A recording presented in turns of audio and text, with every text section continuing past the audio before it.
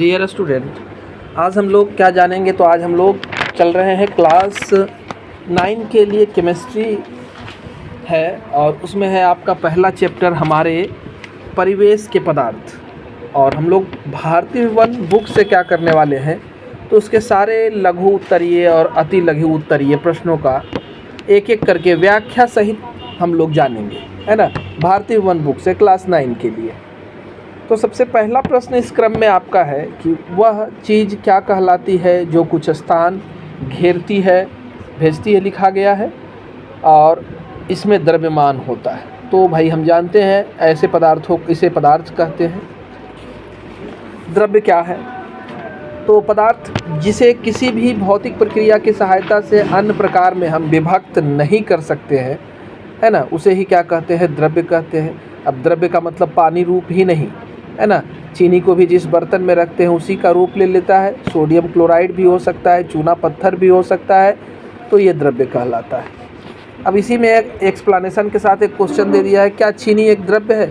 तो हम आंसर में लिख सकते हैं कि हाँ, यह भी एक द्रव्य है, क्योंकि इसे भी सरल भौतिक विधि से हम अवयवों में विभक्त नहीं कर सकते हैं। चीनी है तो चीनी है। पदार्थ की विभिन्न अवस्थाओं के नाम बताना है। तो हम जानते हैं मुख्य रूप से तो 3, ठोस, द्रव्य और गैस। इसके अलावा चौथी अवस्था प्लाज्मा और पांचवी अवस्था जो है बोस-आइंस्टीन कंडेंसेट है। अब पांचवें प्रश्न की ओर जा रहे हैं। पदार्थ द्वारा अधिकृत स्थान क्या कहलाता है? तो इसे उसका आयतन हम लोग कहते हैं। छठा प्रश्न है 10 डिग्री सेंटीग्रेड पर जल का भौतिक अवस्था क्या होगा? तो ये द्रव्य अवस्था में ही होगा। तापमान आगे जाएगा तब ना, जल उबलता कितने पे है? 100 डिग्री सेंटीग्रेड पर। तो जब 100 डिग्री से नीचे कोई भी तापमान रहेगा तो उसकी अवस्था जो है द्रव्य ही रहेगी, है ना। और 0 डिग्री के बाद 0 डिग्री ले जाएंगे तो ये फिर ठोस अवस्था में आएगा। तो बाकी जो बीच का बचा सब में ये जो है वो द्रव्य अवस्था में रहेगा। अंतराणु का स्थान से आप क्या समझते हैं? तो पदार्थ, सभी पदार्थ कण से बने होते हैं और इन कणों के बीच जो रिक्त स्थान होता है उसी को अंतराणु का स्थान कहा जाता है। ठीक है। अब है अंतराणु का आकर्षण बल। तो हर एक चीज़, ठोस, द्रव्य या गैस, सभी जो है कण से बने हुए हैं, तो ये कण एक दूसरे को आकर्षित करते हैं। अब ठोस का कण काफ़ी नज़दीक होगा तो वहाँ आकर्षण बल ज़्यादा होगा। उसी तरह से द्रव्य में थोड़ा सा कम, गैस में काफ़ी कम अंतराणु का आकर्षण बल होंगे। तो दो कणों के बीच में जो आकर्षण बल काम करेगा उसी को अंतराणु का आकर्षण बल कहेंगे। ठोस पदार्थ में बहाव क्यों नहीं होता है? बहाव क्यों नहीं होता है? ठीक है। तो ठोस पदार्थ में हम लोग क्या देखते हैं, इसके कण काफ़ी नज़दीकी से जुड़े होते हैं, इतना नज़दीकी से जुड़े होते हैं कि एक निश्चित आकार ये ले लेता है। जिस बर्तन में डालो उसका आकार नहीं लेता, अपना आकार नहीं बना करके रखता है। तो इसके कण जो है आपस में ज़्यादा नज़दीकी से जुड़े होते हैं, अलग अलग नहीं होते, लचीले नहीं होते, इस वजह से इनमें बहाव नहीं होता है, फिसलते नहीं हैं ये। ठोस पदार्थ पर ऊष्मा का क्या प्रभाव पड़ता है? ठोस पदार्थ को अगर हम गर्म करते हैं तो इनके कणों के बीच की दूरी जो है बढ़ जाती है, अंतराणु का आकर्षण बल घट जाता है और ये फैल जाते हैं। और इसे ठंडा करेंगे तो इनके कण आपस में नज़दीक आते हैं, अंतराणु का आकर्षण बल बढ़ जाते हैं, है ना। तो इस तरह से समझ गए। उस प्रक्रिया का नाम बताएं जिसमें किसी दूषित वस्तु की दुर्गंध उसके चारों ओर वायुमंडल में फैल जाती है। दुर्गंध फैलने का कारण क्या है? तो दुर्गंध फैलने का कारण उस वस्तु से जो भी चीज़ था वो कण के रूप में निकल रही है और वायुमंडल में फैल रही है। इसको फैलाने का काम कौन कर रहा है? तो विसरण कर रहा है। 12 नंबर प्रश्न आपका है, जल की थोड़ी मात्रा को कमरे के फर्श पर गिरा देने पर वो फर्श पर क्यों फैल जाता है? तो इसलिए फैल जाता है कि जल के अणु के बीच जो है बहने का गुण पाया जाता है। इनके अंतराणु का आकर्षण बल ठोस की अपेक्षा कम होते हैं, ये लचीले होते हैं और एक कण जिधर जाएगा वो दूसरे को भी खींचेगा तो दूसरा भी उधर बढ़ेगा। इसी वजह से वो कमरे के फर्श पर फैलने लगता है। 10 डिग्री सेंटीग्रेड और 25 डिग्री सेंटीग्रेड किस ताप पर जल का वाष्पन अधिक होता है? तापमान ज़्यादा कहाँ, 10 डिग्री या 25 डिग्री? तो 25 डिग्री पर। तो कण की दूरी कहाँ ज़्यादा होगी? 25 डिग्री पर। तो अवस्था परिवर्तन करने में आसानी कहाँ होगी? 25 डिग्री पर। तो इसलिए 25 डिग्री। किसी द्रव्य का क्वथनांक पर वायु के दाब का क्या प्रभाव पड़ता है? क्वथनांक पर तो वायुमंडलीय दाब का फर्क पड़ेगा। अब खाना आपको पकाना है घर पर यहाँ मैदानी इलाका में, और एक पकाना पड़े दाल आपको कहाँ, हिमालय पर्वत पर, तो वहाँ वायुमंडलीय दाब घट जाता है, तो खाना आपका जो है लेट से पकेगा वहाँ, और यहाँ जो है जल्दी पकेगा। तो वायुमंडलीय दाब अधिक रहने पर क्वथनांक भी क्या हो जाएगा, बढ़ जाएगा। दाब कम होने पर क्वथनांक भी घट जाता है। सामान्य दाब पर एक पदार्थ का क्वथनांक कमरे के ताप से कम है। पता है पदार्थ की भौतिक अवस्था, तो वो द्रव अवस्था में है। किसी ठोस के द्रव्यमांक की परिभाषा को लिखे। परिभाषा सिर्फ लिखना है। ठोस पदार्थ के द्रव्यमान को, द्रव्यमांक जो होते हैं वो क्या होते हैं, उच्च द्रव्यमान लिखा गया है। तो द्रव्यमांक जो है वो उच्च होते हैं क्योंकि इनके अणु आपस में क्या होते हैं, नज़दीक होते हैं। और इनको तोड़ने के लिए हमको ऊर्जा क्या लगेगी, ऊर्जा छूट गया है भाई, तो ऊर्जा ज़्यादा ज़रूरत पड़ेगी। तो इसलिए जो है इनका परिभाषा भी हो गया, समझ गए। क्या होता है जब जल को 0 डिग्री सेंटीग्रेड तक ठंडा किया जाए, तो धीरे धीरे ये अपनी अवस्था को बदल लेगा। जल द्रव्य अवस्था में था, अब ये ठोस यानी बर्फ़ का निर्माण करेगा। गैस को ठंडा करने पर क्या होगा, गैस को अगर ठंडा करेंगे तो ये संपीड़ित हो जाएगा और द्रव्य में बदल जाएगा। अमोनियम क्लोराइड को गर्म करें तो क्या होगा, सीधे वाष्प में बदल जाएगा। नौसादर है ये। पदार्थ की चतुर्थ अवस्था प्लाज्मा। क्या कारण है कि गैसों को संपीड़ित किया जा सकता है किंतु द्रव्य को नहीं। गैस के बीच में अंतराणु स्थान जो है ज़्यादा दूर है, आकर्षण बल क्या हो जाएगा, कम हो जाएगा, है ना। तो जब दूरी है इन गैसों के अणु के बीच में, तो हम उसको नज़दीक ला सकते हैं, तो ला देते हैं तो संपीड़ित होता है। संपीड़ित होता है तो गैस भी द्रव्य में बदल जाता है, जबकि द्रव्य में संभव ही नहीं है। दूरी है कण के बीच में, लेकिन इतना ज़्यादा दूरी नहीं कि हम उसको नज़दीक भी ले आए। थोड़ा बहुत नज़दीक लाते हैं। उसे गैस का नाम बताइए जिसकी आपूर्ति अस्पताल में द्रव्य के रूप में की जाती है। तो अस्पताल में ऑक्सीजन जाता है ज़्यादा। किसी पदार्थ का ताप 35 डिग्री सेंटीग्रेड है केल्विन स्केल पर, तो उसको निकालना है आपको। 35 डिग्री सेंटीग्रेड ऐसे है, उसको केल्विन स्केल पर निकालना है आपको। तो हम जानते हैं कि 0 डिग्री सेंटीग्रेड बराबर 273.15 होता है, तो सीधे 73 लिए हैं। तो 0 बराबर कितना, 273 डिग्री। 35 सीधे जोड़ देना है 273 में, जो आएगा वो आंसर हो जाएगा। 24 नंबर प्रश्न है, सामान्य ताप पर जल के एक नमूने का क्वथनांक 102 डिग्री सेंटीग्रेड है। क्वथनांक कितना हो गया जल का, 102 डिग्री। हम सब सुने हैं कितना, तो भाई 100 डिग्री होता है, तो ये 2 डिग्री बढ़ गया, यानी जल शुद्ध नहीं है। उबलते हुए जल की तुलना में उसका भाप अधिक जलन पैदा करता है। क्यों, उबलता हुआ जल का तापमान तो 100 डिग्री ही होगा, लेकिन उबलते हुए जल को बदलना किस में है, वाष्प में बदलना है। तो जो एक्स्ट्रा ऊर्जा आ रही है वो वाष्प में घुस रही है, माने उसकी अवस्था परिवर्तन करने में खर्च हो रही है। तो तापमान ज़्यादा कहाँ होगा, जल में या वाष्प में, तो भाप में होगा, क्योंकि एक्स्ट्रा तापमान जो भी आ रहा है उसकी अवस्था परिवर्तन करने में खर्च हो रहा है, इसलिए जलन ज़्यादा पैदा कहाँ होगी, भाप में होगी। क्या अमोनिया की गैस अवस्था को वाष्प कहा जाता है, नहीं। अमोनिया की गैसीय अवस्था को वाष्प नहीं कहा जा सकता है। वाष्प केवल उन पदार्थों की गैसीय अवस्था को कहा जाता है जो कमरे के ताप पर तरल रूप में रहेंगे, है ना। अमोनिया सामान्य ताप पर गैस में ही होता है, अमोनिया गैस न है।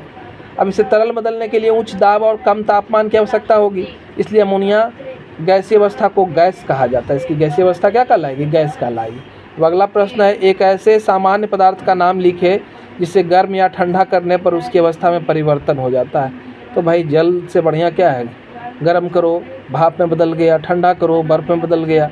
अल्कोहल और ईथर में किसका वाष्पन तीव्रता से होगा, तो ईथर अल्कोहल की तुलना में तेज़ी से वाष्पित होता है। ईथर में अंतराणु का हाइड्रोजन बंद नहीं होते, जबकि अल्कोहल में होते हैं हाइड्रोजन बॉन्ड, है ना, जो उसको एक साथ बांधता है। तो जहाँ पर फोर्स कम है वो जल्दी चलेगा, इसलिए ईथर के अणु आसानी से अलग हो जाएंगे, गैस अवस्था में चले जाएंगे, इसका वाष्पन भी तेज़ी से होगा। एक बात बताना भूल गया, चैनल को सब्सक्राइब जरूर करेंगे, तब ना हमारे नए वीडियो आप देख पाएंगे। और वीडियो पसंद आता है तो लाइक बटन ज़रूर दबाएंगे। अब हम लोग चलते हैं लघु उत्तरीय प्रश्न की ओर।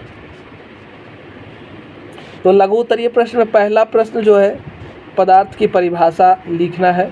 तो कोई भी वस्तु जो स्थान घेरे, जिसका द्रव्यमान हो, आयतन हो, अवरोध उत्पन्न करे, है ना, उसे ही पदार्थ कहते हैं। जैसे लकड़ी, कागज़, कपड़ा, बर्फ, स्टील, तेल, पानी। उदाहरण के साथ द्रव्य की परिभाषा लिखिए। पदार्थ का वह शुद्ध रूप जिसे एक निश्चित संरचना हो, स्पष्ट गुण हो, है ना, उसे अलग प्रकार में विभक्त नहीं किया जा सके, द्रव्य कहलाता है। चूना हो सकता है, यहाँ सोडियम क्लोराइड हो सकता है, चीनी, जल, ये सब। ठोस और द्रव्य में कोई 3 अंतर आपको बताना है। ठोस का आकार आकृति निश्चित होता है, यह संपीड़ित नहीं होता है, इनके कण काफ़ी नज़दीकी से जुड़े होते हैं, इनके अंतराणु का आकर्षण बल काफ़ी ज़्यादा होते हैं, जबकि द्रव्य के कण के बीच में दूरी होती है थोड़ी सी। इनका आयतन निश्चित लेकिन आकृति निश्चित नहीं होता है, ये कम संपीड़ित होते हैं, इनके अंतराणु का आकर्षण बल ठोस से कम होते हैं। बहुत सारा पॉइंट लिख सकते हैं। अगला है क्वेश्चन, ऊर्ध्वपातन क्या है?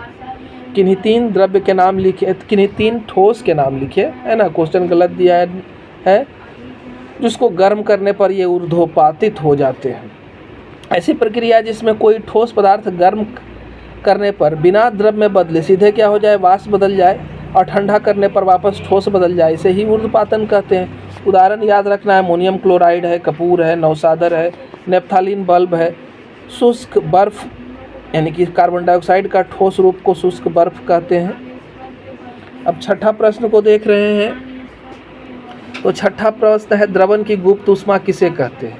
तो वायुमंडलीय दाब पर किसी ठोस पदार्थ के 1 kg को उसके द्रवणांक पर द्रव अवस्था में परिवर्तित करने के लिए ऊष्मा की जो आवश्यकता होती है वही द्रवण की गुप्त ऊष्मा कहलाती है। वाष्पन की गुप्त ऊष्मा फिर उसी तरह से, वायुमंडलीय दाब पर किसी द्रव्य के 1 kg को उसके क्वथनांक पर ताप में बिना परिवर्तन लाए द्रव अवस्था से गैसीय अवस्था में परिवर्तन करने के लिए जो आवश्यक ऊष्मा खर्च होगा उसको वाष्पन की गुप्त ऊष्मा कहेंगे। अब एक क्वेश्चन है कि आप कैसे सिद्ध करेंगे वाष्पन से ठंडक उत्पन्न होती है? तो वाष्पन से ठंडक उत्पन्न होती है। हम लोग देखते हैं कि हम गर्मी के दिन में जब कपड़े पहने रहते हैं तो हमारे शरीर से पसीना निकलता है। पसीना निकलता है तो पसीना हमारे शरीर से किस रूप में निकलता है? भाप के रूप में निकलता है, वाष्प के रूप में निकलता है। लेकिन बाहर आता है तो वो हमारे शरीर की गर्मी से ठंडा हो जाता है ना, जल में बदल जाता है, और जल फिर सूखता है। हमारे कपड़े में जो लग गया पसीना वो फिर सूखेगा, तो सूखेगा तो वाष्प में बदलेगा, वाष्प में बदलेगा तो हमें ठंडक लगती है। तो हम कह सकते हैं, सिद्ध कर सकते हैं इस तरह से। संघनन क्या है? गैसों का संघनन कैसे किया जाता है?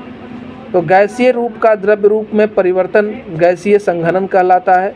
गैसों के संघनन के लिए संगठन हो गया है, हम लोग दाब को बढ़ाते हैं और तापमान को क्या करते हैं? घटाते हैं। अगला प्रश्न है आपका, वाष्पन और क्वथन में अंतर स्पष्ट करना है। तो वाष्पन पहले देखते हैं, स्वतः होने वाली प्रक्रिया है, ये सभी ताप पर होता है वाष्पन। यह द्रव्य के सिर्फ ऊपरी सतह पर होगा, भीतरी सतह पर नहीं। यह ठंडक उत्पन्न करता है वाष्पन। जबकि क्वथन जो है वो क्या है? निश्चित ताप पर होगा। हर द्रव्य का अपना एक अलग क्वथनांक होता है। संपूर्ण द्रव्य में ये संपन्न होगा क्वथनांक, थोड़ा सा ऊपर नीचे कुछ नहीं, सब उबलेगा तो सब ना उबलेगा। जिसमें द्रव्य के भीतरी भाग से बुलबुला भी निकलता है, इसमें ठंडक उत्पन्न नहीं होती है। 11 नंबर प्रश्न आपका है, गैसों के दाब से आप क्या समझते हैं? तो बर्तन के दीवार के प्रति इकाई क्षेत्रफल पर गैसों के कण के द्वारा जो आरोपित बल होता है उसे गैसों का दाब कहते हैं। दाब की इकाई क्या है? पास्कल है। ठोस पदार्थ की आकृति और आयतन निश्चित क्यों होता है? हम जानते हैं कि ठोस के कण आपस में काफ़ी नज़दीकी से जुड़े होते हैं। इनका अंतराणु का आकर्षण बल भी क्या होता है? ज़्यादा होता है। इसके कण इधर से उधर हिलते नहीं, सिर्फ वाइब्रेट करते हैं। इस वजह से इनके आकार और आकृति जो है, आयतन जो है, निश्चित रहता है। द्रव्य का वाष्पन कैसे होता है? अगला प्रश्न है, तो एक कमरे के ताप पर यदि द्रव्य के क्वथनांक के नीचे के ताप पर वस्तु धीरे धीरे वायुमंडल में चले जाते हैं तो इसे द्रव्य का वाष्पन कहते हैं। पदार्थ की प्लाज्मा अवस्था का उपयोग पूछ रहा है, तो हम जानते हैं कि प्लाज्मा अवस्था जो है अत्यधिक आयनीकृत अवस्था है, गैस के रूप में ये होती है। इनके कण जो होते हैं काफ़ी ऊर्जावान और अति उत्तेजित होते हैं। तो इसका उपयोग हम लोग फ्लोरेसेंट बल्ब में, ट्यूब में, नियॉन संकेतक बल्ब आदि में करते हैं। अब आपका है अगला क्वेश्चन जो है कारण बताने वाला है। तो गर्म पके हुए खाद्य पदार्थ का गंध जो है एहसास हमको दूरी से ही हो जाता है, किंतु ठंडा खाना का एहसास हमको जाकर के नज़दीक सूंघना पड़ता है। तो कारण क्या है? गर्म खाना के कण जो है तेज़ी से वायुमंडल में फैलते हैं विसरण के कारण, है ना। गर्म होने पर कण उनका दूर दूर जाएगा ना, तो फैलेंगे तो गैसीय अवस्था में आने के वजह से आगे बढ़ेंगे। अब ये ठंडा वाला खाना का कण तो फैला नहीं, तो वो उसी रूप में है, ठोस रूप में है, तो चुपचाप वहीं पर पड़ा हुआ है। दूसरा कारण बताए हैं, बिना कोई अवशेष छोड़े कपूर गायब हो जाता है, क्यों?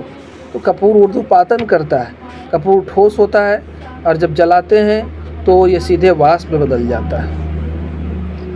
बर्तन की दीवार पर गैस दाब आरोपित करता है, क्यों? तो गैस के कण जो होते हैं आपस में एक दूसरे से काफ़ी दूर दूर होते हैं, इसलिए ये लगातार सोचते हैं बाहर निकल के चले जाएं, और बर्तन के बल दीवार पर आरोपित करेंगे बल को। क्वथनांक पर द्रव्य का ताप स्थिर रहता है, क्यों? क्वथनांक पर द्रव्य का ताप क्यों स्थिर रहता है भाई? बाकी तापमान कहाँ चला जाता है? तो जो अतिरिक्त तापमान है वो गुप्त ऊष्मा बदल जाता है, और उसका काम क्या है? तो बाकी जो द्रव्य है उसकी अवस्था परिवर्तन करने में खर्च हो जाता है ना। इसलिए द्रव्य का ताप हमेशा क्या रहता है? स्थिर रहता है। गर्मी के दिन में हम सफ़ेद वस्त्र पहनना पसंद क्यों करते हैं? तो हम जानते हैं श्वेत जो है वो क्या करता है, सभी प्रकाश, सूर्य का प्रकाश जब पड़ेगा तो सभी किरणों को परावर्तित कर देगा, सभी को परावर्तित कर देगा, तो सूर्य की गर्मी को हम कम सोख पाएंगे, तो हमें गर्मी भी क्या लगेगी? कम लगेगी। धन्यवाद, चैनल से जुड़े रहें।